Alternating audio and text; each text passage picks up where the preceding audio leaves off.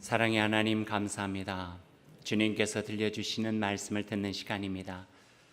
말씀을 통해서 지혜를 얻게 하시고 주님의 마음을 깨달아 알 수 있도록 도와주시고 우리도 이 세상 살아가면서 주님을 닮은 작은 예수로 하나님의 참된 뜻과 그 나라를 위해서 살아가는 저희들이 될 수 있도록 주님 함께하여 주옵소서.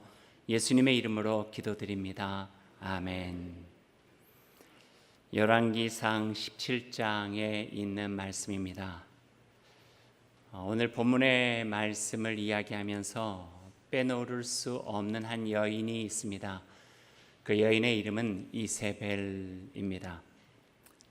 강한 여인이었죠. 이방 땅 시돈 출신이었지만 아합과 결혼한 이후에 아합 왕의 아내로 무소불위한 권력을 행사하고 있었던 왕후가 바로 이 이세벨이었습니다. 성경을 통해서 그녀를 표현하자면 매우 사악하고 잔혹했다, 그렇게 표현할 수 있겠죠. 그가 섬기던 신을 위해서 수도 사마리아뿐만 아니라 모든 성전을 회파하고 그리고 그곳에 바알 신전과 아세라 석상들을 지어서 거기에 경배하지 않는 하나님의 사람들을 다 가두기도 하고 또 죽이기도 했던 잔인했던 여왕이 바로 이세벨이었습니다. 그 시대에 하나님의 선지자로 살아갔던 이가 있었어요. 그 이름은 엘리야였죠. 암흑의 시대, 엄청난 핍박, 이세벨의 시대에 하나님의 선지자로 살고 있었던 거예요. 쉽지 않았겠죠. 엘리야가 누군가요? 하나님과 동행했고 신실한 믿음을 가지고 있었고 때로는 하나님의 뜻에 따라서 능력으로 행하여 기적도 베풀었던 사람이 엘리야였어요. 하지만 이세벨 시대가 얼마나 잔혹했던지 그와 같았던 하나님의 사람 엘리야도 3년 동안 인적이 드문 곳에서 숨어 지낼 수밖에 없었던 때가 바로 이 이세벨 시대였습니다. 아합과 이세벨 면전에서 앞으로 하나님을 경외하지 아니하면 이 땅에 하나님께서 결코 비를 내리지 아니하실 것이다, 기근을 명하고 난 다음에 그 마음에 두려운 마음이 있어서 도망가 숨죠. 그리고 3년 동안이나 인적 드문 곳에서 사람의 도움을 받지 못하고 숨어 있을 수밖에 없었습니다. 그 숨어 있던 시간 동안에 성경을 보니까요, 사람 대신에 도와줬던 한 동물이 있어요. 뭐예요? 새가 도와줬다 그래요. 혹시 어떤 새인가도 여러분 기억하세요? 까마귀가 도울 수밖에 없었대요. 생각 넘어서 하나님께서 행하시는 또 다른 선물과 같은 사랑을 보게 되는 것이죠. 그렇게 숨어 산 지 3년 만에 하나님께서 엘리야를 부르셨습니다. 그리고 그 부르신 그때 이런 말씀을 해주세요. 9절 말씀 오늘 같이 볼까요? 같이 한번 읽어보시죠. 9절 말씀입니다. 너는 일어나 시돈에 속한 사르밧으로 가서 거기 머물라. 내가 그곳 과부에게 명령하여 내게 음식을 주게 하였느니라. 사르밧은 사람의 이름이 아니라 지역의 이름이에요. 여인이 살고 있던 작은 동네죠. 더 중요한 것은 시돈이라고 하는 곳이에요. 시돈은요, 그 잔혹한 이세벨의 고향이 시돈이었어요. 근데 한번 생각해 보세요.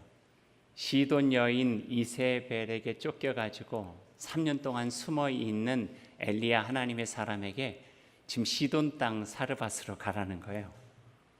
호랑이 굴로 들어가라 하는 이야기가 바로 여기에 있는 거예요. 쉽지 않았을 거예요. 아마 주저했을 수도 있겠어요. 하지만 하나님께서 내가 한 여인을 통하여 준비해 놓은 것이 있으니 그곳으로 가라 하는 그 말씀을 듣고 믿고 엘리야는 그곳으로 가게 됩니다. 10절 말씀을 한번 보시죠. 쉽지 않은 일을 행하는 엘리야의 모습이 나타나고 있네요. 같이 한번 읽어볼까요? 그가 일어나 사르밧으로 가서 성문에 이를 때에 한 과부가 그곳에서 나뭇가지를 줍는지라. 이에 불러 이르되 청하건대 그릇에 물을 조금 가져다가 내가 마시게 하라.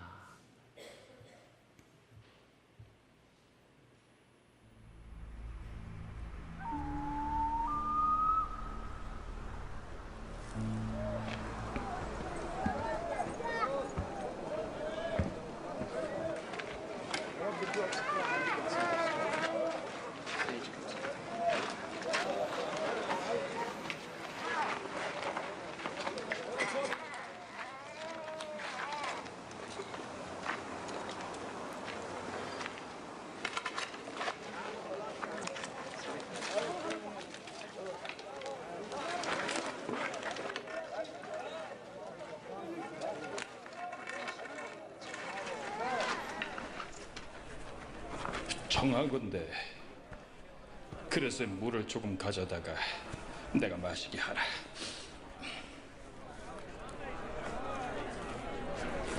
청하건대 네 손에 떡 한 조각을 내게로 가져오라.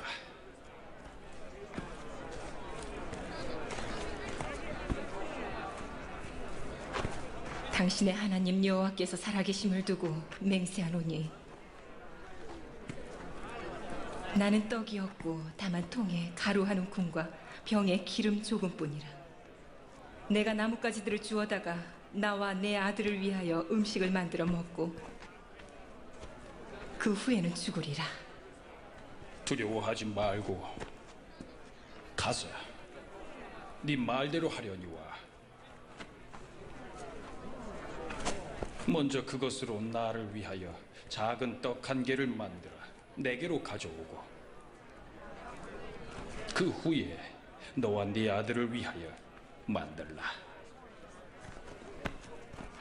이스라엘의 하나님 여호와의 말씀이 나 여호와가 비를 지면에 내리는 날까지 그 통에 가루가 떨어지지 아니하고 그 병에 기름이 없어지지 아니하리라 하셨느니라.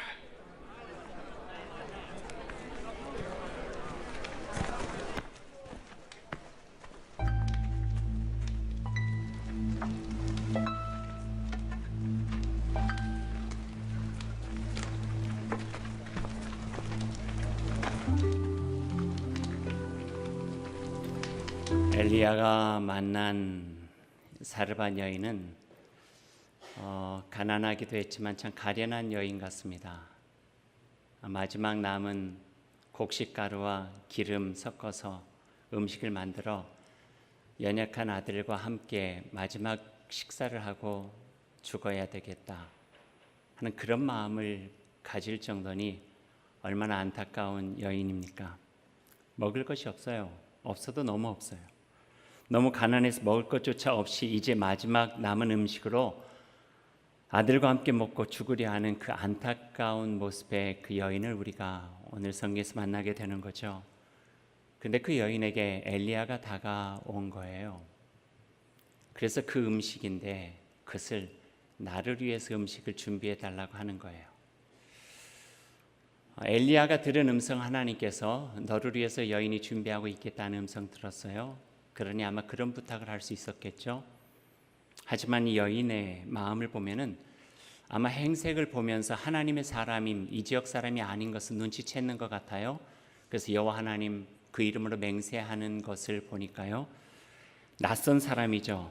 낯선 사람이 자기에게 와가지고 밑도 끝도 없이 그 마지막 남은 그 음식을 자기를 위해서 준비해 달라고 하니까 그것을 쉽게 들을 수가 있을까 하는 생각이 들었어요.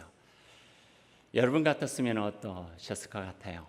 이런 처지라면, 만약에 여러분이 사르밧 여인과 같았다면 그 말을 듣고 음식을 엘리야 선지자 하나님의 사람을 위해서 준비해서 차려줄 수 있으셨을 것 같아요?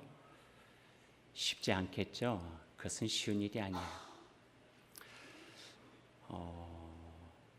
어쩌면 우리 한국 같은 정서로는 지금 무슨 말을 하냐, 이 나한테 이것이 어떤 것인데 하고 소금 한 바가지를 끼워가지고 이 무례한 남성을 쫓아버렸을 수도 있을 것 같아요. 그런데 오늘 성경 말씀의 결론적으로 이야기하면 이 여인이 하나님의 사람 엘리야를 위해서 음식을 준비해 주고 있는 것을 보게 되는 거예요. 그 이유가 궁금했어요. 어떻게 그 여인에게 그 마지막 음식을 하나님의 사람에게 이렇게 대접할 수 있는 선한 마음을 가질 수 있게 했을까? 단순하게 생각하면 이렇게 생각할 수도 있죠. 그건 나에게 주면 하나님께서 약속해 주셔서 너의 가루가 마르지 않고 없어지지 않고 너의 기름병에서 기름이 없어지지 않게 하나님께서 기적을 베풀어 주실 거야. 그 말을 듣고 그 여인이 단순한 믿음을 가지고 이것을 주면은 그렇게 많은 게 나에게 있어? 그런데 그렇게 결정했을 것 같지는 않아요. 여러 가지 정황상. 그리고 이 말씀을 읽고 또 읽고 성서적인 증거들을 쭉 보면서 그 상황 속에서 그 여인이 그 하나님의 사람 엘리야를 대접할 수 있게 한 요인이 이것이 아니었을까라는 묵상 중에 생각을 해보게 되었어요. 갈등도 많고 고민도 많았을 거예요. 이걸 줘야 하나, 주지 말아야 하나. 하지만 끝에 이런 생각이 있었을 거예요. 마지막 양식. 아들과 내가 먹고 죽을 수밖에 없는 이 마지막 양식인데 내 눈앞에 하나님의 사람이라고 하는 사람이 서 있는 거예요. 아무리 낯선 사람이지만. 그리고 여인 알고 있어요. 그 정황이 하나님의 사람들이 얼마나 핍박 속에 있었는지. 밖으로 드러났다가는 죽임을 당하고 갇히고 모진 고생을 다하는 것도 알고 있었어요. 그런 가운데 모진 고생 끝에 손 벌릴 데가 없어서 자기 앞에 서 있는 하나님의 사람이라고 하는 한 선지자를 보게 된 거예요. 어쩌면 이 여인의 마음속에 많은 갈등 끝에 하나님께서 들려주시는 그 음성을 들었을 수도 있어요. 여인아, 이 사람을 살리렴. 이거를 먹어도 죽고 안 먹어도 죽고 너에게는 한 끼 식사일 수 있겠지만 이 음식을 통해서 그 사람을 대접하렴. 그게 그에게 힘이 되고 그게 격려가 돼서 그가 의미 있고 소중한 일을 할 수 있다고 한다면은 더 가치 있게 사용될 수 있는 것이 아니겠니? 그리고 너는 내가 책임져 줄게 하는 그 음성으로 그 마음속에 깊은 곳에서 들리지 않았을까 하는 생각을 해봐요. 그리고 그 여인은 그 음성에 순응했어요. 그리고 엘리야 하나님의 사람을 자기의 집으로 데려가서 먹고 죽으려고 했던 그 음식을 장만해서 그에게 베푸는 모습을 보게 됩니다. 그녀 사르반 여인은 엘리야가 부탁한 대로 자기가 말한 대로 음식을 만들어서 떡으로 만들어 엘리야에게 주고 있죠.